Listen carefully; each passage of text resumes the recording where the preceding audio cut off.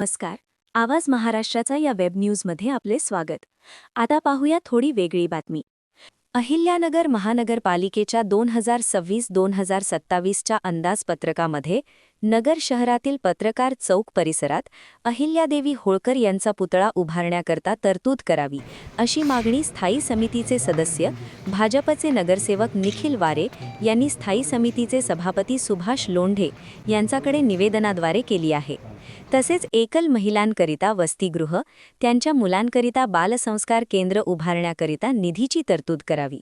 त्याचप्रमाणे निराधार ज्येष्ठ नागरिकांकरिता वृद्धाश्रम बांधण्याकरिता आणि स्पर्धा परीक्षांची तयारी करणाऱ्या युवकांसाठी ई-लायब्ररीची उभारणी करण्याकरिता निधीची तरतूद करण्यात यावी. त्याचप्रमाणे सर्वात मुख्य प्रश्न म्हणजे तरुण मुलांमध्ये सध्या व्यसनांचे प्रमाण वाढत असून यासाठी पिंपळगाव माळवी परिसरात मोठे असे अद्यावत नशामुक्ती केंद्र उभारावे, अशा मागण्यांचे निवेदनही नगरसेवक निखिल वारे यांनी दिले आहे. अहमदनगर शहराचं नाव बदलून आता अहिल्यानगर शहर झालेलं आहे. तर अहिल्यानगर शहरामध्ये अहिल्यादेवी होळकरांचा पूर्णाकृती मोठा पुतळा असला पाहिजे. तर माझी आपणा सर्वांना सभागृहाच्या वतीने अशी विनंती आहे की अहिल्यानगर शहरामध्ये पत्रकार चौक जो आहे, तर पत्रकार चौक मध्ये सध्या जे शहर वाहतूक शाखेचे जे कार्यालय आहे तात्पुरत्या स्वरूपाचे सुरू आहे, तर ते शहर वाहतूक शाखेचं कार्यालय स्थलांतरित करून जिल्हा रुग्णालय अहिल्यानगर यांना विश्वासात घेऊन जो पत्रकार चौक आहे त्या ठिकाणी नाशिक शहरामध्ये जसा महात्मा फुलेंचा जो पुतळा बसवलेला आहे, तर त्या धर्तीवर अहिल्यादेवी होळकरांचा पुतळा बसवला पाहिजे, अशी संपूर्ण सभागृहाच्या वतीने मी मागणी करतो. तसंच आपण पूर्वीच्या काळी अहमदनगर शहराचा स्थापना दिन साजरा करायचा, परंतु आता अहिल्यानगर शहर झालेलं आहे, अहिल्यानगर नाव झालेलं आहे.